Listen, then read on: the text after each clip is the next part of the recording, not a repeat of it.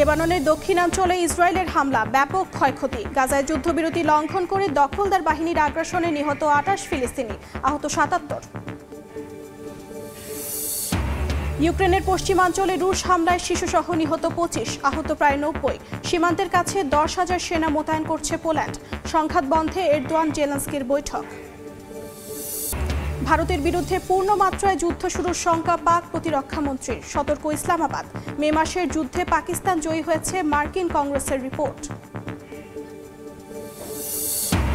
এবং জলবায়ু সম্মেলন থেকে নানা সুবিধা আদায়ে তৎপর বাংলাদেশ সহ ক্ষতিগ্রস্ত রাষ্ট্রগুলো।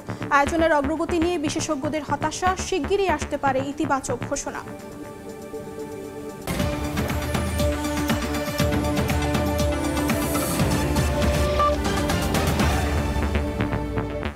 আন্তর্জাতিক সময়ের সঙ্গে আছি আমি অর্জিতা শাহজিন।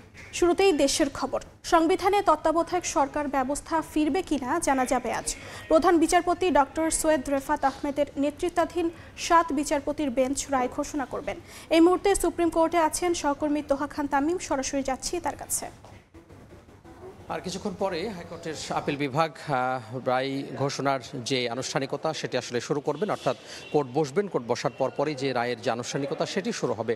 আপনি জানেন যে সংবিধানে তত্ত্বাবধায়ক সরকার ব্যবস্থা যুক্ত হবে কি হবে না সেটি মোটামুটি নির্ধারিত। সেটি আজকের যে রায় সেটি আসলে বলাই যেতে পারে যে এটি আসলে যুক্ত হবে এবং এটি কবে থেকে কার্যকর হবে, অর্থাৎ এই যে নির্বাচন, ত্রয়োদশ সংসদ নির্বাচন হবে নাকি চতুর্দশ সংসদ নির্বাচনে সেটি হবে, সেটির ব্যাপারে ইতিমধ্যেই কিন্তু যারা আপিল করেছেন, বিশেষ করে বিএনপি, জামাত এবং সুজন সম্পাদক বদিউল আলম মজুমদার সহ যে ৫ জন আপিল করেছেন, সেই আপিলকারীর যারা আইনজীবী ছিলেন তারা সবাই এক বাক্যে বলেছেন, কোর্টে বলেছেন যে তারা প্রত্যেকে একই কথা বলেছেন যে এই তত্ত্বাবধায়ক সরকার ব্যবস্থা যে সামনে সেটা সংবিধানে যুক্ত করতে হবে। পাশাপাশি এই ত্রয়োদশ সংসদ নির্বাচনে যেই বর্তমান যে তত্ত্বাবধায়ক সরকার রয়েছে, অন্তর্বর্তীকালীন সরকার রয়েছে, অর্থাৎ বর্তমান যে অন্তর্বর্তীকালীন সরকার আছে ডক্টর মোহাম্মদ ইউনূসের নেতৃত্বাধীন, সেই ডক্টর মোহাম্মদ ইউনূসের নেতৃত্বাধীন অন্তর্বর্তী সরকারের অধীনেই ত্রয়োদশ সংসদ নির্বাচন হবে। এর পরে যে সংসদ নির্বাচন হবে, অর্থাৎ চতুর্দশ সংসদ নির্বাচন হবে, সেটি তত্ত্বাবধায়কের অধীনে হবে বলে সেই যারা আপিলকারী আইনজীবী রয়েছেন তারা বলেছেন। এবং সেখানে বলা যায় যে মোটামুটি 10 কার্যদিবস সেটি শুনানি হয়েছে এবং 10 কার্যদিবসে শুনানি হওয়ার পরে আজকেই রায়ের তারিখ যে ঘোষণা, সেই রায় তারিখ ঘোষণা করেছেন আপিল বিভাগ। এবং একটি বিষয় আপিল বিভাগ বলেছেন যে যাতে করে এই যে তত্ত্বাবধায়ক সরকার ব্যবস্থা যে সংবিধানে যুক্ত হবে সেটি যেন সুসংগত হয়, সেই বিষয়টি আসলে তারা মাথায় রাখবেন, যাতে করে এই বিষয়টি সুসংগত হয়। এবং সেটি এই যে খুব সহজে বলা যায় যে আপিলকারী যারা আইনজীবী রয়েছেন তাদের একটি আপিল ছিল বা দাবি ছিল যে এই ত্রয়োদশ সংসদ নির্বাচনে সেটি বর্তমান অন্তর্বর্তী সরকারের অধীনেই হতে হবে। এর পরে যে চতুর্দশ সংসদ নির্বাচন সেটি তত্ত্বাবধায়কের আসলে অধীনে হবে। আর এর আগে বলে রাখি যে সাবেক তৎকালীন বিচারপতি, অর্থাৎ আওয়ামী শাসন আমলে তৎকালীন বিচারপতি এবিএম খায়রুল হকের যেই রায় দিয়েছিল, সেই রায়ে বেশ একটি প্রতারণা ছিল, অর্থাৎ পূর্ণাঙ্গ যে রায় ঘোষণা করেছিল সেখানে আরও 2 মেয়াদে এই তত্ত্বাবধায়ক সরকার ব্যবস্থা থাকতে পারে, সেটি আসলে থাকবে না, এই ধরনের একটা কথা ছিল না, উল্লেখ ছিল না। সেজন্য তারাও কিন্তু এটি প্রতারণার শামিল, আদালতে প্রতারণা শামিল, সেটিও কিন্তু তারা আসলে বিচার চেয়েছেন। তো হাইকোর্টে আর কিছুক্ষণ পরেই যে রায় ঘোষণার যে আনুষ্ঠানিকতা সেটি শুরু হবে। তো এই ছিল সর্বশেষ হাইকোর্ট প্রাঙ্গণ থেকে। যুক্ত ছিলাম সুপ্রিম কোর্টে। এবার আন্তর্জাতিক প্রসঙ্গ। গাজা সিটি ও খান ইউনিসে দখলদার বাহিনীর হামলায় প্রাণ গেছে আরও ২৮ ফিলিস্তিনির, আহত ৭৭ জন। ইসরায়েলের দাবি, হামাসের সদস্যরা সেনাদের লক্ষ্য করে গুলি চালানোয় জবাব দেয় তারা। এছাড়া ইয়েলো লাইন অতিক্রম করায় কয়েকজনকে গুলি চালানোর কথাও জানায় নেতানিয়াহু বাহিনী। এদিকে যুদ্ধবিরতি লঙ্ঘন করে লেবাননেও হামলা অব্যাহত রেখেছে ইসরায়েল।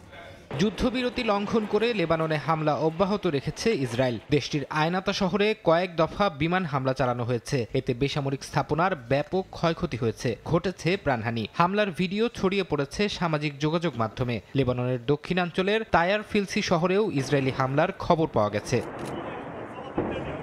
অবরুদ্ধ গাজা উপত্যকাতেও চলছে ইসরায়েলি আগ্রাসন। গাজা সিটি ও খান ইউনিসে আহত হয়েছেন নারী, শিশুসহ অনেকে। ইসরায়েলি বাহিনীর অভিযোগ, ইয়েলো লাইন অতিক্রম করায় হামলা চালায় সেনারা। ইসরায়েল আরও দাবি করে খান ইউনিসে সেনাদের লক্ষ্য করে হামাসের সদস্যরা গুলি চালিয়েছিল। এর জবাবে সেখানে বিমান হামলা চালানো হয়। ইসরায়েলি হামলার আতঙ্কের মাঝে গাজাবাসীর জন্য মরার উপর খাড়ার ঘা হয়ে দেখা দিয়েছে তীব্র ঠান্ডা। আশ্রয় শিবির ও এর আশপাশে শত শত পরিবার মানবেতর জীবনযাপন করছে অস্থায়ী ঘর ও তাঁবুতে। মানবাধিকার সংস্থাগুলো বলছে ভেজা স্যাঁতসেঁতে পরিবেশে বসবাস করছে উপত্যকার 2/3 শিশু। এতে তাদের স্বাস্থ্য ঝুঁকি বেড়েছে। ফারহাদ চৌধুরী, সময় সংবাদ। নিউ ইয়র্কে প্রবেশ করলে ইসরায়েলি প্রধানমন্ত্রী নেতানিয়াহুকে আবারও গ্রেফতারের হুঁশিয়ারি দিলেন জোহরান মামদানি। গ্রেফতারি পরোয়ানা কার্যকর করতে সব ধরনের পদক্ষেপ নেবেন বলেও জানিয়েছেন নবনির্বাচিত মেয়র। একই সঙ্গে এনওয়াইপিডির কমিশনার জেসিকা টিশকে বহাল রাখার ঘোষণা দেন তিনি। এর মধ্যেই নির্বাচনী প্রতিশ্রুতি অনুযায়ী ধনীদের ওপর নির্ভরতা কমিয়ে জনগণের তহবিল গড়ার জন্য $40 লাখ সংগ্রহে সমর্থকদের আহ্বান জানিয়েছেন মামদানি। নির্বাচনী প্রচারণা শুরু থেকেই নিরীহ ফিলিস্তিনিদের প্রতি সমর্থন জানিয়ে ইসরায়েলি আগ্রাসনের বিরুদ্ধে রুখে দাঁড়িয়েছিলেন নিউ ইয়র্কের নবনির্বাচিত মেয়র জোহরান মামদানি। একই সঙ্গে আইসিসির গ্রেপ্তারি পরোয়ানা মেনে নিউ ইয়র্কে ঢুকলে নেতানিয়াহুকে গ্রেপ্তারের কথাও জানান তিনি। নির্বাচনে জয়ী হওয়ার পর মামদানি আবারও নেতানিয়াহুকে গ্রেপ্তারের কথা পুনরাবৃত্তি করেন। বলেন নিউ ইয়র্ক আন্তর্জাতিক আইনের শহর, আর সে কারণেই 2024 সালের আইসিসি পরোয়ানা অনুযায়ী নেতানিয়াহুকে গ্রেপ্তার করা হবে। আর তার বিরুদ্ধে বেসামরিক লক্ষ্যবস্তুতে হামলা ও ক্ষুধাকে অস্ত্র হিসেবে ব্যবহারের যে অভিযোগ রয়েছে তা উপেক্ষা করা যাবে না। তিনি স্পষ্ট করে বলেন ডোনাল্ড ট্রাম্পের মতো নতুন আইন বানিয়ে নয়, বিদ্যমান আইন মেনেই তিনি এগোবেন। এর মধ্যেই অভিষেকের আগে $40 লাখ তহবিল সংগ্রহের জন্য সমর্থকদের আহ্বান জানিয়েছেন তিনি। ভিডিও বার্তায় তিনি জানান 50,000 আবেদন যাচাই টিম ধরে রাখা এবং নীতিমালা বাস্তবায়নের প্রস্তুতি সব এই তহবিল থেকেই চলবে। এরই মধ্যে 12,000-এর বেশি দাতার কাছ থেকে গড়ে $77 অনুদান উঠে এসেছে। ধনীদের উপর নির্ভরতা ছাড়া নতুন প্রশাসন গড়ার তার রাজনৈতিক অঙ্গীকারকে আবারও সামনে আনছেন তিনি। এছাড়া শহরের নিরাপত্তা নীতিতে বড় পরিবর্তন না এনে মামদানি বর্তমান নিউ ইয়র্ক পুলিশ বিভাগ বা এনওয়াইপিডির কমিশনার জেসিকা টিশকে বহাল রাখবেন বলেও জানান মামদানি। পুলিশ বিভাগের অভ্যন্তরীণ দুর্নীতি দমন, সহিংস অপরাধ কমানো এবং স্বচ্ছতা বাড়ানোর জন্য তিনি টিশের কাজের প্রশংসা করেন। নাদিম মারজান, সময় সংবাদ।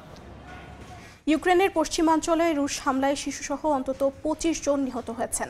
আহত হয়েছেন প্রায় 90 জন। হামলার সময় রুশ ড্রোন পোল্যান্ড ও রোমানিয়ার আকাশ সীমায় অনুপ্রবেশ করায় পশ্চিমাদের সঙ্গেও মস্কোর উত্তেজনা বেড়েছে। সীমান্তবর্তী এলাকায় 10,000 সেনা মোতায়েনের ঘোষণা দিয়েছে পোল্যান্ড। রাশিয়ার অভ্যন্তরে হামলা চালাতে যুক্তরাষ্ট্রের দেয়া দূরপাল্লার ক্ষেপণাস্ত্র ব্যবহারের কথা স্বীকার করেছে ইউক্রেন। এদিকে যুদ্ধ বন্ধ করে শান্তি আলোচনা চালুর বিষয়ে তুরস্কে বৈঠক করেছেন ভলোদিমির জেলেনস্কি ও রিসেপ তাইপ এরদোয়ান।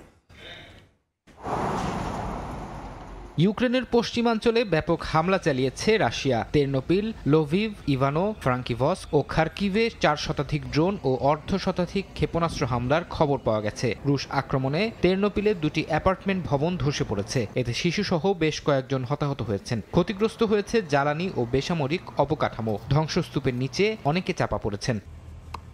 ইউক্রেনের হামলার সময় রুশ ড্রোন পোল্যান্ড ও রোমানিয়ার আকাশ সীমায় ঢুকে পড়ে। রোমানিয়া, পোল্যান্ড ও জার্মানির যুদ্ধবিমান এগুলোকে প্রতিহত করতে তৎপর হয়। সাময়িকভাবে বন্ধ করে দেয়া হয় 2টি বিমানবন্দর। রুশ ড্রোন অনুপ্রবেশের ঘটনা বেড়ে যাওয়ায় সীমান্তে 10,000 সেনা মোতায়েনের ঘোষণা দিয়েছে পোল্যান্ড। সীমান্তবর্তী এলাকায় গুরুত্বপূর্ণ অবকাঠামোর নিরাপত্তা নিশ্চিতে এমন পদক্ষেপ নেয়ার কথা জানিয়েছেন দেশটির প্রতিরক্ষা মন্ত্রী। এদিকে যুদ্ধ বন্ধে শান্তি আলোচনার জন্য তুরস্ক সফর করছেন ইউক্রেনের প্রেসিডেন্ট ভলোদিমির জেলেনস্কি। বুধবার রিসেপ তাইপ এরদোয়ানের সঙ্গে বৈঠক করেন তিনি। বৈঠকে মস্কো ও কিয়েভের মধ্যে শান্তি আলোচনা পুনরায় শুরুর বিষয়ে আলোচনা করেন দুই নেতা।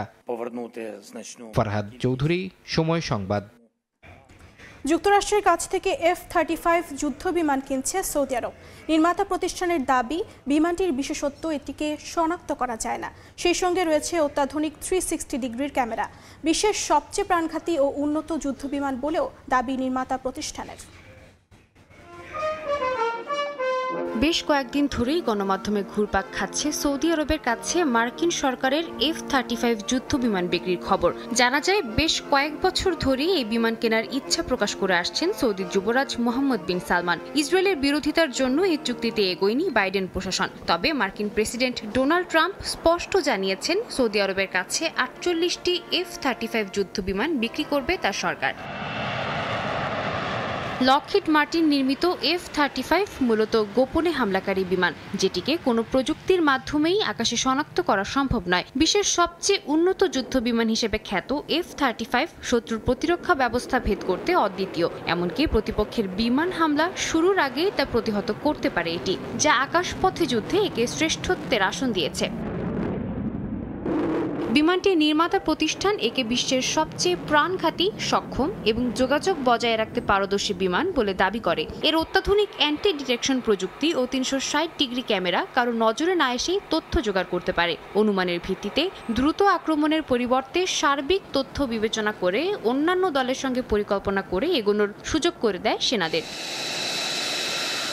বছরের পর বছর ধরে মধ্যপ্রাচ্যের রাজনৈতিক সমীকরণে অস্থিতিশীলতা দেখা দিচ্ছে। বিশ্লেষকরা বলছেন, এ অবস্থায় সব দেশেরই লক্ষ্য সবচেয়ে আধুনিক অস্ত্র ও শক্তিশালী সামরিক বাহিনীর অধিকারী হওয়া। বিশেষ করে ইরান ও সৌদি আরবের মধ্যে সম্পর্কের ওঠানামা কোন দিকে গড়াবে তাও নির্ধারণ করবে কোন দেশ সবচেয়ে উন্নত সামরিক বাহিনী ও সমরাস্ত্রের মালিক। অত্যাধুনিক এই যুদ্ধবিমান কেনার মাধ্যমে মধ্যপ্রাচ্যের রাজনৈতিক সমীকরণ উল্লেখযোগ্যভাবে প্রভাবিত করতে পারবে সৌদি আরব বলেই ধারণা করা হচ্ছে। সাদিয়া তাসনিম, সময় সংবাদ। যুক্তরাষ্ট্র ও সৌদি আরবের মধ্যে 27,000 কোটি ডলারের ব্যবসায়িক চুক্তির ঘোষণা দিয়েছেন মার্কিন প্রেসিডেন্ট ডোনাল্ড ট্রাম্প। বুধবার হোয়াইট হাউসে আয়োজিত বিজনেস ফোরামে ট্রাম্প বলেন, সৌদি যুবরাজ সালমানের সাহসী নেতৃত্ব ও দুই দেশের সম্পর্ক জোরদারে তার প্রতিশ্রুতি এই বিনিয়োগকে সম্ভব করেছে। তিনি আরও জানান, জ্বালানি, সামরিক প্রযুক্তি, অবকাঠামো ও বেসামরিক খাতে এসব বিনিয়োগ দুই দেশের পারস্পরিক বাণিজ্যকে নতুন পর্যায়ে নিয়ে যাবে। এই চুক্তিকে কৌশলগত সম্পর্কের নতুন মাইলফলক বলেও মন্তব্য করেছেন মার্কিন প্রেসিডেন্ট। মিয়ানমারের আসন্ন নির্বাচনের আগে বিদ্রোহী দমনে অভিযান জোরদার করেছে জান্তা সরকার। আগে ছোট ছোট দল অভিযান চালালেও এবার প্রতিটি গুরুত্বপূর্ণ এলাকায় মোতায়েন করা হচ্ছে অতিরিক্ত সেনা সদস্য। নির্বাচনের আগে মাগওয়ে অঞ্চলের পাকোক্কু জেলার নিয়ন্ত্রণ ফিরে পেতেই এই তৎপরতা। তবে বিদ্রোহী গোষ্ঠীগুলো বলছে, জান্তা সেনারা অভিযান জোরদার করলেও ওই জেলার নিয়ন্ত্রণ নিতে পারবে না। দেশটিতে আসন্ন নির্বাচনের আগে ওই অভিযান আরও তীব্র হবে বলে ধারণা করছেন নিরাপত্তা বিশ্লেষকরা। মিয়ানমারের মাগওয়ের পাকোক্কু জেলায় চারদিক থেকে অগ্রসর হচ্ছে জান্তা সেনারা। মাইথচে গ্রাম, দক্ষিণ পাওক, ইয়েসাগ্গো আর মাইংয়ের ইন্ডাস্ট্রিয়াল জোন 2 থেকে আলাদা আলাদা সেনার বহর ঢুকছে। স্থানীয় বিদ্রোহী গোষ্ঠী পিডিএফ বলছে, আগে যেখানে 100 জন যেত, এখন প্রতিটি দলে কমপক্ষে 250 জন করে সেনা আছে। লক্ষ্য একটাই, নিয়ন্ত্রণ ফিরে পাওয়া। গত মাসের শেষ দিকে সিকিপাও টাউনশিপের একটি অস্ত্র কারখানায় প্রায় 400 জান্তা সেনাকে জড়ো করা হয়। পরে তাদের সঙ্গে যোগ দেয় আরও আধা সামরিক বাহিনীর 100-র বেশি সদস্য। এরপর তারা দক্ষিণ পাউকের গ্রামগুলোতে হামলা চালায়। গত 5 নভেম্বর বিদ্রোহীদের আচমকা হামলায় কমপক্ষে 10 সেনা নিহত হয়। এরপর 12 নভেম্বর পাওক শহরে ঢুকে টানা অভিযান চালায় সেনারা। পুড়িয়ে দেওয়া হয় 30টির মতো গ্রাম। মিয়ানমারে আগামী নির্বাচনের আগে দখল অভিযান আরও তীব্র হবে বলেই আশঙ্কা স্থানীয়দের। আর যত বড়ই অভিযান হোক, পাকোক্কু সহজে হাতছাড়া হবে না, এমনটাই দাবি করছে বিদ্রোহী গোষ্ঠীগুলো। মালিহা সুহরওয়ার্দী, সময় সংবাদ। ভারতের বিরুদ্ধে পূর্ণ মাত্রায় যুদ্ধ শুরুর আশঙ্কা প্রকাশ করেছেন পাকিস্তানের প্রতিরক্ষামন্ত্রী খাজা আসিফ। এমন পরিস্থিতির জন্য ইসলামাবাদ পূর্ণ সতর্ক অবস্থায় আছে বলেও জানান তিনি।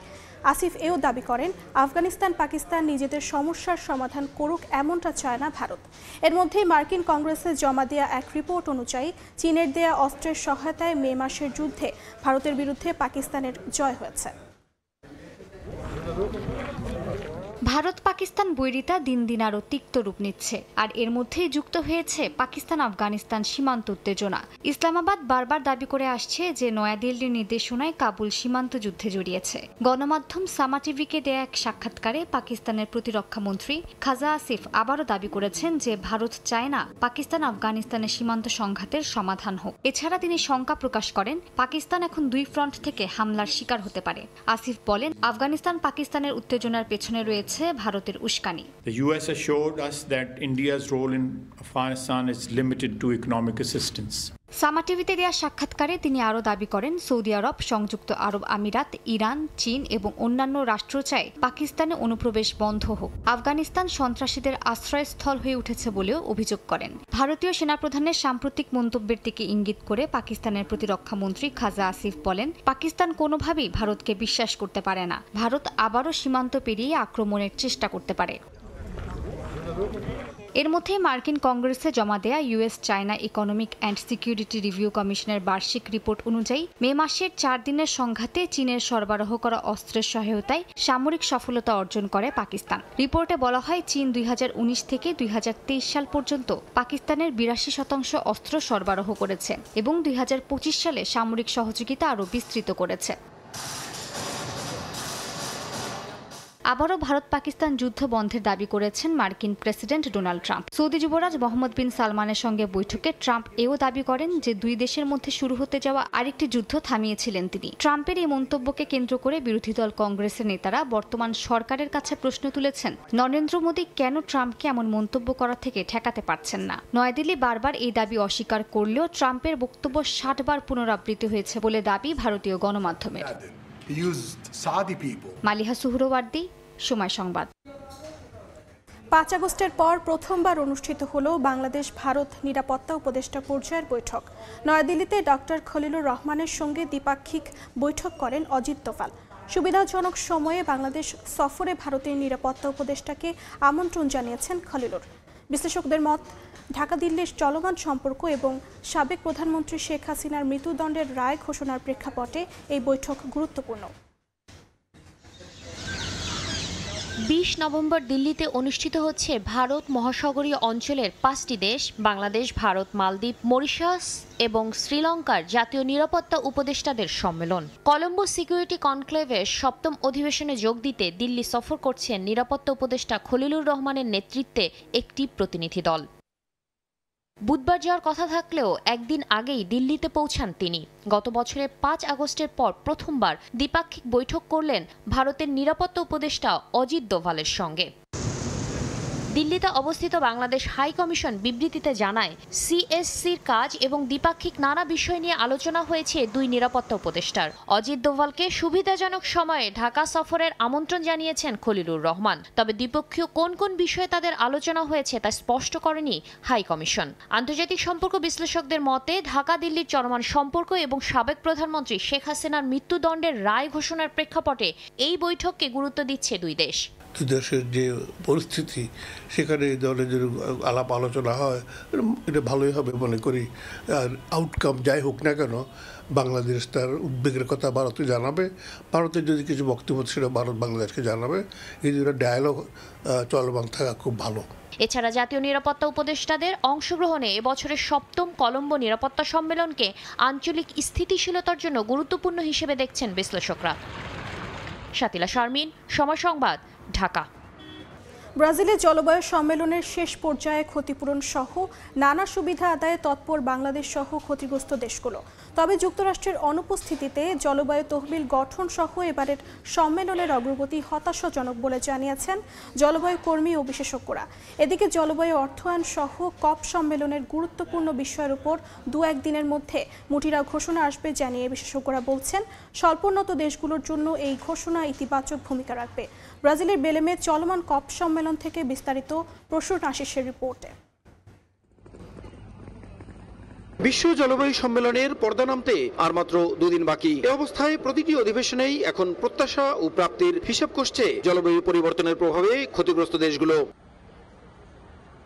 গত 10 দিনের আলোচনার প্রধান লক্ষ্য ছিল প্যারিস চুক্তির বাস্তবায়নে কার্যকর পদক্ষেপ নেওয়া। এক্ষেত্রে বৈশ্বিক উষ্ণতা 2 ডিগ্রি সেলসিয়াসের নিচে নামিয়ে আনা, জলবায়ু বান্ধব কৃষি ব্যবস্থা, স্বল্পোন্নত ও ক্ষতিগ্রস্ত দেশগুলোকে বন্যা, জলোচ্ছ্বাস সহ প্রাকৃতিক দুর্যোগ থেকে রক্ষার পাশাপাশি সহায়তার উপায় খুঁজে বের করার বিষয়টি আলোচনায় গুরুত্ব পাচ্ছে।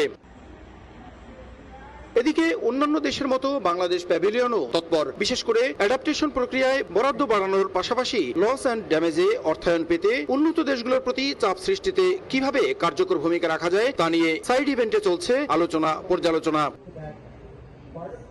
এদিকে জলবায়ু অর্থায়ন সহ এবারের সম্মেলনের গুরুত্বপূর্ণ বিষয়গুলো নিয়ে মুটিরাও ঘোষণা এলে তা স্বল্পোন্নত দেশগুলোর জন্য ইতিবাচক বার্তা দেবে বলে মনে করেন বিশেষজ্ঞরা। কপের এইবারের সবচেয়ে পজিটিভ জায়গা হলো যে কপ এইবার প্রেসিডেন্সি যে প্রপোজ করছে সেইটা মূলত এতদিন কপ যে নিউলিবারাল সিস্টেমের মধ্যে দিয়ে আগাচ্ছিল সেটাকে ভাঙার একটা প্রচেষ্টা এই প্রেসিডেন্সি নিয়েছে। এটা হলো এই কপের সবচেয়ে ইতিবাচক। আমরা ওদেরকে বোঝানোর চেষ্টা করেছি যে ক্লাইমেটের দিক থেকে আমরা প্রচণ্ড ভালনারেবল একটা সিচুয়েশনে আছি।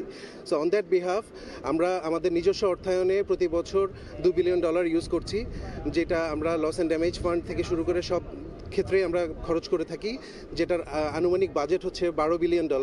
সো সেক্ষেত্রে এটা প্রচণ্ডভাবেই আমরা বলতে পারি যে এটা খুবই স্বল্প একটি বাজেট যেটা আমরা স্পেন্ড করছি। ওদের সামনে এটা আমরা তুলে ধরার চেষ্টা করেছি যেন বিশ্ব জলবায়ু তহবিল থেকে আমাদের বাংলাদেশের জন্য সেই ফান্ডটিকে এক্সটেন্ড করা হয়। তবে কপ সম্মেলন থেকে যুক্তরাষ্ট্র নিজেদেরকে সরিয়ে নেয় জলবায়ু তহবিল গঠন সহ এবারের সম্মেলনের অগ্রগতি হতাশাজনক বলে জানিয়েছেন জলবায়ু বিশেষজ্ঞরা। তাদের মতে বাংলাদেশ সহ ক্ষতিগ্রস্ত দেশগুলোর সুবিধা আদায়ে কপ সম্মেলনে অংশ নিলেই চলবে না। ক্লাইমেট ফান্ডিং সহ প্রতিটি এজেন্ডায় নিয়মিত ফলো আপের পরামর্শ তাদের। নেগোসিয়েশনে বাংলাদেশ অংশ নিচ্ছে, বাংলাদেশের target loss and damage fund, সেখানে তারা চেষ্টা করছে জোরালোভাবেই অংশগ্রহণ করছে। যেহেতু ইউএস উইথড্র করেছে, ফলে একটা ফান্ডিং মেকানিজমে বড় ধরনের একটা বিপর্যয় তৈরি হয়েছে। ফলে কী ধরনের ফান্ড আসবে, আপনি লস অ্যান্ড ড্যামেজ ফান্ড কোথা থেকে পাবেন, কিভাবে পাবেন, এটা কিন্তু ডিটারমাইন্ড না। বিশ্ব জলবায়ু সম্মেলনের আর মাত্র 2 দিন বাকি থাকতে বিশ্বের স্বল্পোন্নত এবং ক্ষতিগ্রস্ত দেশগুলো হিসেব করছে এই সম্মেলন থেকে কি পাবে আর কি পাবে না।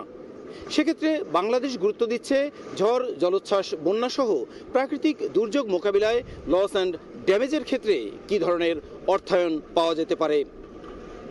ব্রাজিলের বেলেম থেকে প্রসূন আশিস, সময় সংবাদ।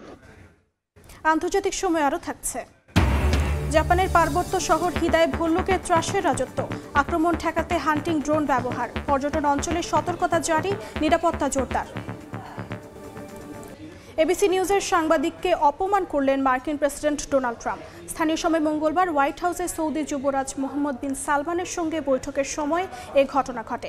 এবিসি নিউজের সাংবাদিক ম্যারি ব্রুস ট্রাম্পকে সৌদি আরবে তার ব্যবসা ও 9/11 হামলায় নিহতদের পরিবারের ক্ষোভ নিয়ে প্রশ্ন করায় উত্তেজিত হয়ে যান। এরপরই এবিসি নিউজের লাইসেন্স বাতিল করার হুমকি দিয়ে বলেন এটি একটি ভুয়া সংবাদ মাধ্যম। এছাড়া জামাল খাশোগি হত্যাকাণ্ডে সৌদি যুবরাজের সংশ্লিষ্টতা নিয়ে সালমানকে প্রশ্ন করায় ট্রাম্প বিষয়টি অস্বীকার করেন।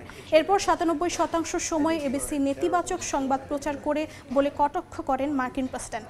এই ঘটনার প্রতিক্রিয়ায় ব্লুমবার্গ জানায় হোয়াইট হাউসে জনগণের হয়ে প্রশ্ন করেও সাংবাদিকদের অপমানের শিকার হতে হয়। But he knew nothing about it, and we can leave it at that. You don't have to embarrass our guest by asking a question.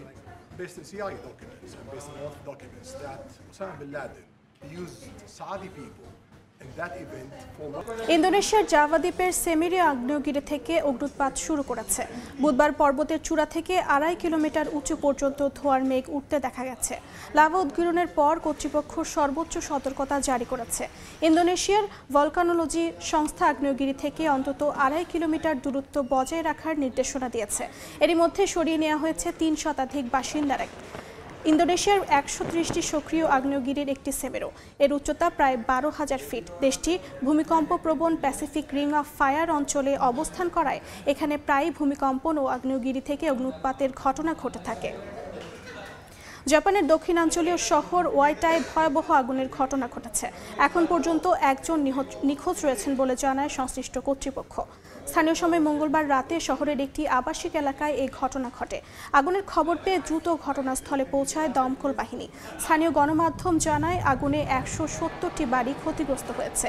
পাশাপাশি এই ঘটনায় শহরের একটি অংশের 350টি বাড়িতে বিদ্যুৎ সংযোগ বিচ্ছিন্ন হয়েছে। 115টি পরিবারের 175 জনকে নিরাপদ স্থানে সরিয়ে নেওয়া হয়েছে।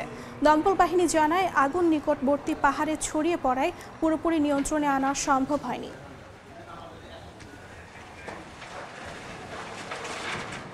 মালদ্বীপের শিক্ষার্থীদের জন্য বাংলাদেশের মেডিকেল শিক্ষায় বিশেষ কোটা বরাদ্দের ঘোষণা দিয়েছেন দেশটির নিযুক্ত বাংলাদেশ হাইকমিশন।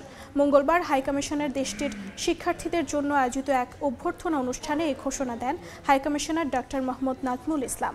খন্দকার ওমর ফারুকের তথ্য ও ছবিতে বিস্তারিত। বাংলাদেশের 2025-26 শিক্ষাবর্ষে মালদ্বীপের শিক্ষার্থীদের জন্য সরকারি মেডিকেল ও ডেন্টাল কলেজে MBBS ও BDS কোর্সে বিশেষ কোটা বরাদ্দের ঘোষণা দিয়েছেন দেশটিতে নিযুক্ত বাংলাদেশের হাইকমিশনার ডক্টর মোহাম্মদ নাজমুল ইসলাম। সম্প্রতি বাংলাদেশ থেকে ইন্টার্নশিপ সমাপ্ত করে যাওয়া মালদ্বীপের শিক্ষার্থীদের একটি দলকে হাইকমিশনে অভ্যর্থনা জানাতে আয়োজিত এক অনুষ্ঠানে হাইকমিশনার এই ঘোষণা দেন।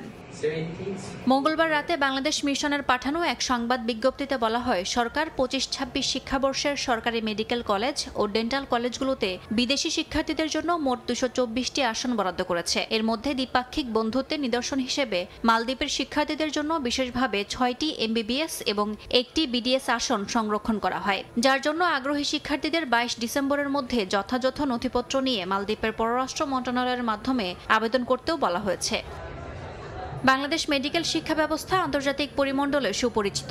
এখানকার পাঠ্যক্রম হাসপাতাল ভিত্তিক প্রশিক্ষণ ও ক্লিনিক্যাল প্র্যাকটিস বিশ্বমানের। শুধু একাডেমিক পড়াশোনার মধ্যেই সীমাবদ্ধ না থেকে শিক্ষার্থীদের বাংলাদেশের বৈচিত্র্যময় সংস্কৃতি, ইতিহাস, খাবার এবং মানুষের আতিথেয়তা উপভোগ করার আহ্বান জানান হাইকমিশনার। যেই জেনারেশনটা এখন বাংলাদেশে পড়তে যাবে তাদের সাথে বাংলাদেশের যে একটা সংযোগ তৈরি হবে, যেটা আমরা বেসিক্যালি এই পুরো রিজিয়নে ইভেন এই মালদ্বীপে একটা শেয়ার্ড একটা ফিউচার তৈরি করতে চাচ্ছে, যে ফিউচারের মূল উদ্দেশ্য থাকবে যেন সবাই একটা সেম ভ্যালুসের মধ্যে থাকে, যে বাংলাদেশে যে হচ্ছে রেসপন্সিবিলিটি নিতে পারে, বাংলাদেশে যে হচ্ছে যে এই গ্লোবাল এডুকেশনাল যে অপরচুনিটি আছে তার মধ্যে যে কন্ট্রিবিউট করতে পারে, এটাই হচ্ছে আমাদের মূল উদ্দেশ্য।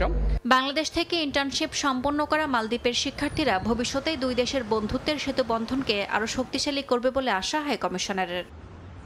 সময় সংবাদ, মালদ্বীপ। সঠিক আবেদনের মাধ্যমে ফ্যামিলি ভিজিট সহ বিভিন্ন ক্যাটাগরির ভিসা এখন মাত্র 5 মিনিটেই পাচ্ছেন কুয়েতে বসবাসরত প্রবাসী বাংলাদেশিরা। শিথিল করা হয়েছে বেশ কিছু শর্ত। কুয়েত থেকে বিস্তারিত মঈন সুমনের রিপোর্টে। দীর্ঘ প্রতীক্ষার পর আবারও খুলেছে কুয়েতের ফ্যামিলি ভিজিট ভিসার দরজা। হাজারো প্রবাসী এখন স্বজনদের নিয়ে আসতে পারছেন কুয়েতে। ভিসার মেয়াদ 30 দিন থেকে বাড়ানো হয়েছে 90 দিনে। এছাড়াও 1 বছরের মাল্টিপল ভিজিট ভিসাও পাওয়া যাচ্ছে। তবে মাল্টিপল ভিসায় কুয়েতে প্রবেশ করলে প্রতিবার সর্বোচ্চ 1 মাস অবস্থান করে কুয়েত ত্যাগ করতে হবে। নতুন প্ল্যাটফর্মে 4টি প্রধান ক্যাটাগরির ভিসা আবেদনের সুযোগ রয়েছে। সেগুলো হলো ট্যুরিস্ট, ফ্যামিলি ভিজিট, বিজনেস ও গভর্নমেন্ট ভিসা। ডিজিটাল সিস্টেমে আবেদনকারীর সকল তথ্য আপলোডের পরেই শুরু হচ্ছে প্রক্রিয়াকরণ। যাচাই শেষ হলেই মাত্র 5 মিনিটে ইলেকট্রনিক ভিসা পৌঁছে যাচ্ছে আবেদনকারীর ইমেলে। কুয়েত সরকারের এই মানবিক সিদ্ধান্তে স্বস্তিতে প্রবাসীরা। বেতন শর্ত শিথিল হওয়ায় অনেকে পরিবারের সদস্যদের নিয়ে এসেছেন কুয়েতে। তবে অভিজ্ঞতার মতে সুযোগের অপব্যবহার হলে হুমকির মুখে পড়বে পুরো বাংলাদেশি কমিউনিটির ভবিষ্যৎ। ভিসার মেয়াদ শেষ হওয়ার আগেই স্বজনদের দেশে ফেরত পাঠানো বাধ্যতামূলক বলেই মনে করেন তারা। কুয়েতে ভিজিট ভিসায় কাজ করা বা ভিসা রূপান্তরের চেষ্টা সম্পূর্ণ বেআইনি। আইন ভাঙলে ভিজিটরকে নির্বাসন এবং স্পন্সরকেও শাস্তির মুখে পড়তে হবে। অনেকদিন পরে ভিজিটও খুলছে, ভিসাও খুলছে, সবাই খুশি।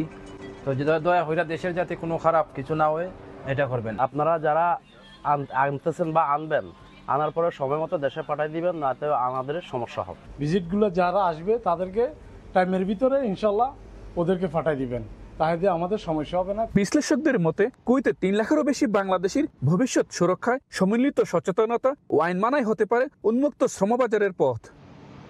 মঈন সুমন, সময় সংবাদ, কুয়েত। ভবিষ্যতের শুরু এখানেই, এই স্লোগানে মরুর দেশ সংযুক্ত আরব আমিরাতের দুবাইয়ে অনুষ্ঠিত হচ্ছে এয়ার শো। দীর্ঘ 3 যুগ ধরে অনুষ্ঠিত হওয়া এই মহা আসরে এবার অংশ নিয়েছে 1,500-এর বেশি আন্তর্জাতিক প্রতিষ্ঠান। ভিড় করেছেন 1.5 লাখের মতো দর্শক, এভিয়েশন বিশেষজ্ঞ, উদ্যোক্তা এবং 115 দেশের 490টি সামরিক ও বেসামরিক প্রতিনিধি দল। দুবাই ঘুরে বিস্তারিত জানাচ্ছেন শোয়েব কবির।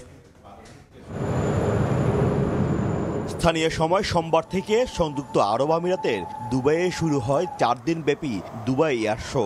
এবারের আয়োজনে রয়েছে 21টি দেশের প্যাভিলিয়ন, যার মধ্যে প্রথমবারের মতো অংশ নিয়ে বিশেষ নজর কেড়েছে মরক্কো। পাশাপাশি রয়েছে 98টি কর্পোরেট প্রতিষ্ঠান, 120টি নতুন উদ্ভাবনী প্রজেক্ট এবং তাদের সঙ্গে অর্ধশতাধিক বিনিয়োগকারী প্রতিষ্ঠান। সব মিলিয়ে এটি এখন এভিয়েশন সেক্টরের মিলন মেলায় পরিণত হয়েছে।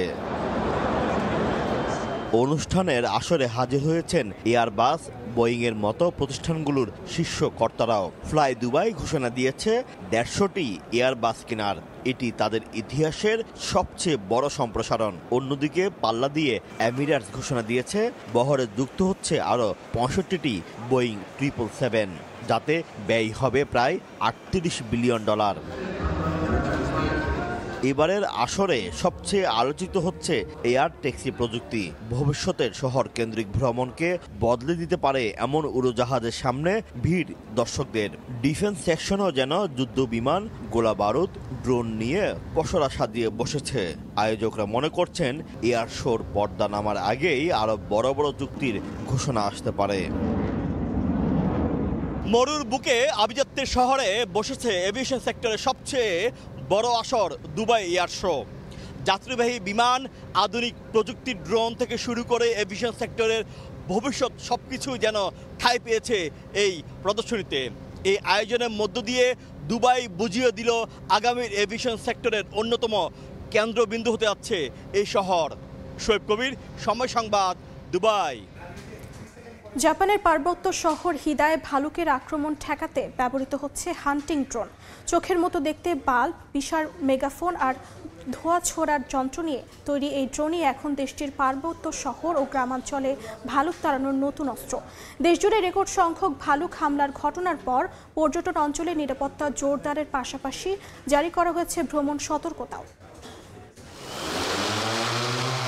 উজ্জ্বল গোলাপি শরীরে জলজল করছে কার্টুনের মতো ঢুলু ঢুলু চোখ। নিচে ঝুলছে বড় সড়ো একটি মেগাফোন, যেখান থেকে প্রতিনিয়ত শোনা যাচ্ছে কুকুরের ঘেউ ঘেউ করার শব্দ। সঙ্গে যুক্ত হয়েছে ধোঁয়া ছোড়ার যন্ত্র। জাপানের গিফু প্রিফেকচারের পার্বত্য শহর হিদার বনাঞ্চলে উড়ে বেড়াতে দেখা যাচ্ছে অদ্ভুত দর্শনী ড্রোন, যার প্রাতিষ্ঠানিক নাম শিকারি ড্রোন। সাম্প্রতিক সময়ে জাপানের পার্বত্য শহরগুলোতে ভাল্লুকের আক্রমণ বেড়ে যাওয়ায় প্রাথমিক প্রতিরক্ষা ব্যবস্থা হিসেবে এই পদক্ষেপ নিয়েছে স্থানীয় প্রশাসন। বিশেষ করে পর্যটন মৌসুমকে ঘিরে নিরাপত্তা জোরদারে মনোযোগী হয়েছেন তারা। চলতি বছরের এপ্রিল থেকে জাপানে ভাল্লুকের আক্রমণে মৃত্যু হয়েছে 13 জনের, আহত হয়েছেন অন্তত 220 জন, যার মধ্যে শুধু গত মাসেই 7 জন প্রাণ হারিয়েছেন। এ অবস্থায় বিভিন্ন জায়গায় সতর্কতা বাণী টানানোর পাশাপাশি পর্যটকদের একা ঘুরে বেড়ানো থেকে বিরত থাকার নির্দেশনা দেওয়া হয়েছে। প্রাকৃতিক সৌন্দর্যের জন্য জনপ্রিয় ও ইউনেস্কোর তালিকাভুক্ত হিদা শহরে ঘুরতে যাওয়া বিদেশি পর্যটকদের মধ্যেও এবার ভালুকের আক্রমণ নিয়ে শঙ্কা দেখা দিচ্ছে। এতে শহরটির পর্যটন খাতে দেখা দিয়েছে ক্ষতির আশঙ্কা। এই ট্রিপের পরিকল্পনা করার সময় সামাজিক যোগাযোগ মাধ্যমে ভাল্লুকের আক্রমণ সম্পর্কে জানতে পারি, তাই আমরা সতর্কতা হিসেবে এই ঘন্টা দুটো নিয়ে এসেছি। ভাল্লুকের আক্রমণ নিয়ে আমরা একটু ভয়ে ছিলাম, তাই গ্রামের বদলে শহরে একটি হোটেলে উঠেছি। যুক্তরাষ্ট্র, চীন ও ব্রিটেন নাগরিকদের উদ্দেশ্যে ভ্রমণ সতর্কতা জারি করেছে। সাপ্পেরোতে মার্কিন কনসুলেট সংলগ্ন পার্ক ভালুকের কারণে 2 সপ্তাহ বন্ধ রাখতে হয়েছে। বিশেষজ্ঞরা বলছেন, জলবায়ু পরিবর্তনে ওক ও বিচনাটের ফলন কমে যাওয়ায় ভালুকের খাবারের সংকট দেখা দিচ্ছে। 2012 সালের পর থেকে এশিয়ান ব্ল্যাক বেয়ারের সংখ্যা 3 গুণ বেড়েছে। পরিস্থিতি এতটাই গুরুতর যে জাপানের উত্তরাঞ্চলে চলতি মাসেই ভালুক নিধনের সেনা মোতায়েন করা হয়। সাদিয়া তাসনিম, সময় সংবাদ। আবারও বিপজ্জনক মাত্রায় পৌঁছেছে ভারতের নয়াদিল্লির বায়ু দূষণ। চিকিৎসকরা জানান, শ্বাসকষ্ট, হৃদরোগ থেকে শুরু করে বাড়ছে স্ট্রোকের ঝুঁকিও, আর এতে কমে যেতে পারে মানুষের গড়ায়ও। শীতের শুরুতে ধোঁয়াশা ঢেকে গেছে গোটা শহর। শীত নামতেই নয়াদিল্লির আকাশ জুড়ে ঘন ধোঁয়াশা। সড়কে যানবাহন চললেও চোখে পড়ছে কেবল ধূসর রেখা। শহরের বায়ুমান বর্তমানে 393, যা খুবই অস্বাস্থ্যকর। দূষণের এই চাপ বাড়তেই নানামুখী শারীরিক সমস্যায় ভুগছেন নগরবাসী। All India institute of medical সায়েন্সেসের পালমোনারি মেডিসিন বিভাগের প্রধান জানান, দূষণের কারণে সুস্থ মানুষও অসুস্থ হয়ে পড়ছেন। যাদের আগে থেকেই সমস্যা ছিল তাদের অবস্থা গুরুতর হচ্ছে। শ্বাসকষ্টের পাশাপাশি ত্বকের সংক্রমণ, চোখ নাকের ইনফেকশনে ভুগছেন অনেকে, এমনকি অনেকেই স্ট্রোকের ঝুঁকিতে আছেন। তবে সবচেয়ে বেশি ঝুঁকিতে অন্তঃসত্ত্বা নারী ও নবজাতকরা। ফুসফুস ও মানসিক বিকাশেও নেতিবাচক প্রভাব পড়ছে। টানা দূষণে গড়ায়ু কমছে নগর নগরবাসীর। বিশেষজ্ঞরা বলছেন, পরিসংখ্যান ও বায়ুমানের বিভিন্ন তথ্য উপাত্ত অনুযায়ী দূষণ বাড়লে আয়ু কমে যাওয়া স্বাভাবিক। শ্বাসকষ্টে আক্রান্ত রোগীরা আগের চেয়ে অনেক বেশি জরুরি চিকিৎসা নিতে হাসপাতালে ছুটে যাচ্ছেন বলে জানান সংশ্লিষ্টরা। যেসব রোগী আগে নিয়মিত চেকআপে আসতেন তারা এখন গুরুতর অবস্থায় ভর্তি হচ্ছেন এবং বেশি মাত্রার ওষুধ নিতে হচ্ছে তাদের। এরই মধ্যে দিল্লি বিমানবন্দর এলাকা সহ শহরের বিভিন্ন স্থানে আরও ঘন ধোঁয়াশা দেখা গেছে। দূষণ রোধে কঠোর বিধিনিষেধ কার্যকর থাকলেও পরিস্থিতির কোনো উন্নতি নেই, বরং প্রতিদিনই বেড়ে চলেছে ধুলাবালু ও ধোঁয়ার ঘনত্ব, আর এতে স্বাস্থ্য ঝুঁকিতে লাখো মানুষ। ইয়াসমিন অনন্যা, সময় সংবাদ। আবারও দেশের খবর। সংবিধানে তত্ত্বাবধায়ক সরকার ব্যবস্থা পুনর্বহাল করে রায় দিয়েছেন আপিল বিভাগ। চতুর্দশ নির্বাচন থেকে হবে কার্যকর। এই মুহূর্তে সুপ্রিম কোর্টে আছেন সহকর্মী আফজাল হোসেন, সরাসরি যাচ্ছি তার কাছে।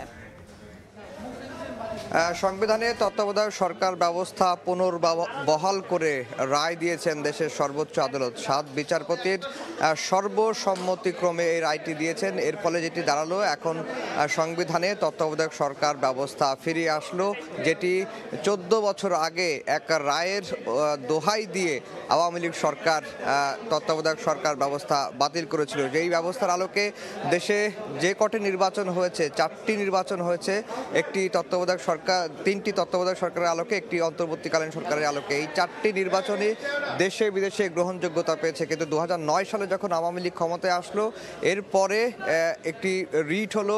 রিটের আলোকেই হাইকোর্ট এবং দেশের সর্বোচ্চ আদালত তত্ত্বাবধায়ক সরকার ব্যবস্থা বাতিল করে সংক্রান্ত অর্থাৎ তত্ত্বাবধায়ক সরকার সংক্রান্ত যে সংবিধানের 13শ সংশোধনী সেটি অবৈধ বলে রায় দিয়েছিলেন। 5 আগস্টের রাজনৈতিক পট পরিবর্তনের পর সরকারের আওয়ামী লীগ সরকার পতন হলে এরপরে তত্ত্বাবধায়ক সরকার ব্যবস্থা ফেরাতে দেশের সর্বোচ্চ আদালতে আবেদন করেন বিএনপি, জামায়াত সহ বেশ কয়েকজন বিশিষ্ট নাগরিক, যার দীর্ঘ শুনানি হয়েছে। 10 কার্য দিবস শুনানি করেছেন সব পক্ষের আইনজীবীরাই। তবে সব পক্ষের আইনজীবীরাই একমত তত্ত্বাবধায়ক সরকার ব্যবস্থা ফেরানোর পক্ষে, এবং এই তত্ত্বাবধায়ক সরকার ব্যবস্থা যদি ফেরে তাহলে সেটি কবে থেকে কার্যকর হবে সে বিষয়েও সব পক্ষের আইনজীবীরাও একমত। এমনকি রাষ্ট্রপক্ষের আইনজীবীরাও যেটি বলেছেন যে তত্ত্বাবধায়ক সরকার ব্যবস্থা যদি এখন ফেরে তবে সেটি কার্যকর করা হবে বা কার্যকর হওয়া উচিত চতুর্দশ সংসদ নির্বাচন থেকে। অর্থাৎ আগামী যে নির্বাচন রয়েছে,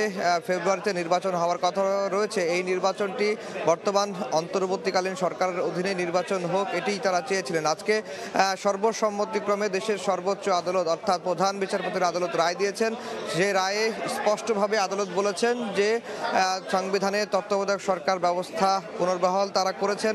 একই সঙ্গে 13শ সংশোধনী বাতিল করে যে রায় দিয়েছিলেন তৎকালীন প্রধান বিচারপতি ABM খায়রুল হকের নেতৃত্বাধীন বেঞ্চ, সে রায়টি বাতিল করেছেন এবং আদালত এও বলেছেন যে আগামী নির্বাচন অর্থাৎ চতুর্দশ সংসদ নির্বাচন থেকে এই তত্ত্বাবধায়ক সরকার ব্যবস্থাটি কার্যকর হবে। এবং এই রায়ের প্রতিক্রিয়া আমরা জানবো। এরই মধ্যে বিএনপির আইনজীবীরা এসে উপস্থিত হয়েছেন। অ্যাডভোকেট জয়নুল আবেদিন, যিনি এই মামলার শুনানি করেছেন, এবং ব্যারিস্টার রুহুল কুদ্দুস কাজল, তিনিও এই তত্ত্বাবধায়ক সরকার ব্যবস্থা ফেরানোর মামলার শুনানি করেছেন। এই দুজন মূলত বিএনপি মহাসচিব মির্জা ফখরুল ইসলাম আলমগীরের আইনজীবী হয়ে দেশের সর্বোচ্চ আদালতে শুনানি করেছেন। আমরা অ্যাডভোকেট জয়নুল আবেদিন কথা বলছেন, আমরা তার বক্তব্যে একটু যেতে চাই। তবে তার বক্তব্যে যাওয়ার আগে মোটা দাগে যে রায়টি রয়েছে দেশের সর্বোচ্চ আদালতে, সে রায়টি যদি একটু বলি, যে সংবিধানে তত্ত্বাবধায়ক সরকার ব্যবস্থা পুনর্বহাল করে রায় দিয়েছেন দেশের সর্বোচ্চ আদালত। একই সঙ্গে সংবিধানের 13শ সংশোধনী বাতিল করে যে রায় দিয়েছিলেন তৎকালীন প্রধান বিচারপতি খায়রুল হকের নেতৃত্বাধীন বেঞ্চ, সেটিও বাতিল করা হয়েছে এবং চতুর্দশ সংসদ নির্বাচন থেকে তত্ত্বাবধায়ক সরকার ব্যবস্থা কার্যকর হবে, এই রায়টি দিয়েছে। অ্যাডভোকেট জয়নুল আবেদিন কথা বলছেন, আমরা সরাসরি চলে যাচ্ছি তার বক্তব্যে। প্রেস করেছি আদালতের কাছে এই রিভিউ নিয়ে, 13 অ্যামেন্ডমেন্টের রিভিউ নিয়ে এবং আপিল নিয়ে সমস্ত বিষয়ের উপরে বিচার বিশ্লেষণ করে দেশের সর্বোচ্চ আদালত আপিল বিভাগ আজকে যে রায়টি দিয়েছে, প্রথমেই বলেছেন যে appeal and review is allowed unanimously. এখানে কোনো মেজরিটি এবং মাইনরিটি নাই, সকল জাজ ইউনানিমাসলি আমাদের অ্যাপিল এবং রিভিউ অ্যালাউ করেছে। এর অর্থ ইউনানিমাস মানে সর্বসম্মতিক্রমে। আজকে আপনারা জানেন যে আজকের দিনটি সারা বাংলাদেশের মানুষের জন্য মনে হয় যে একটা ঈদের দিন। এই ঈদের দিন এই কারণে যে 13 অ্যামেন্ডমেন্টটিকে একজন বিচারপতি রাজনৈতিক উদ্দেশ্যপ্রণোদিতভাবে তিনি এই রায়টি দিয়েছেন এবং সেই রায়টি ছিল একটি সরকারের উদ্দেশ্যকে বাস্তবায়ন করার জন্য। এই সরকার গণতন্ত্রকে ধ্বংস করেছে, সেই সরকার এই রায়ের উপরে ভিত্তি করে সংবিধান সংশোধন করে ফেলেছিলেন। 1996 সনে বিএনপি সরকার বেগম খালেদা জিয়া যে তত্ত্বাবধায়ক সরকার ব্যবস্থা প্রবর্তন করেছিলেন, সেই তত্ত্বাবধায়ক সরকার ব্যবস্থা তিনি বাতিল করেছিলেন এবং এমনভাবে বাতিল করেছেন যে তিনি সরকার যেভাবে অ্যামেন্ডমেন্ট করেছেন তার রিটায়ারমেন্টের পরে তিনি সেইভাবেই তিনি সেটা বাতিল করেছেন। অর্থাৎ প্রধান বিচারপতির ফলে আজকের রায়ের ফলে, আমি তো আগেই বলেছি, আজকের রায়ের ফলে আবার তত্ত্বাবধায়ক ব্যবস্থা ফিরে এসেছে। দেশের মানুষ এতদিন যে ভোট দিতে পারে নাই, তারা এখন ভোট দিতে পারবে। এবং সর্বশেষ যে কথাটি আদালত বলেছেন যে পার্লামেন্ট এবং এই যে রায়টি হলো প্রসপেক্টিভ। আমি আগেও বলেছি। যুক্ত ছিলাম সুপ্রিম কোর্টে। তত্ত্বাবধায়ক সরকারের বক্তব্যের বাকি অংশ দেখতে ভিজিট করুন সময় টিভির ফেসবুক পেজে। এই ছিল আন্তর্জাতিক সময়। এরপর সকাল 10টার সময় সংবাদে থাকবেন কাজল আব্দুল্লাহ। সকাল 10টার সময় সংবাদ নিয়ে আসছে কিছুক্ষণ পরে, সঙ্গে থাকুন সময়ের।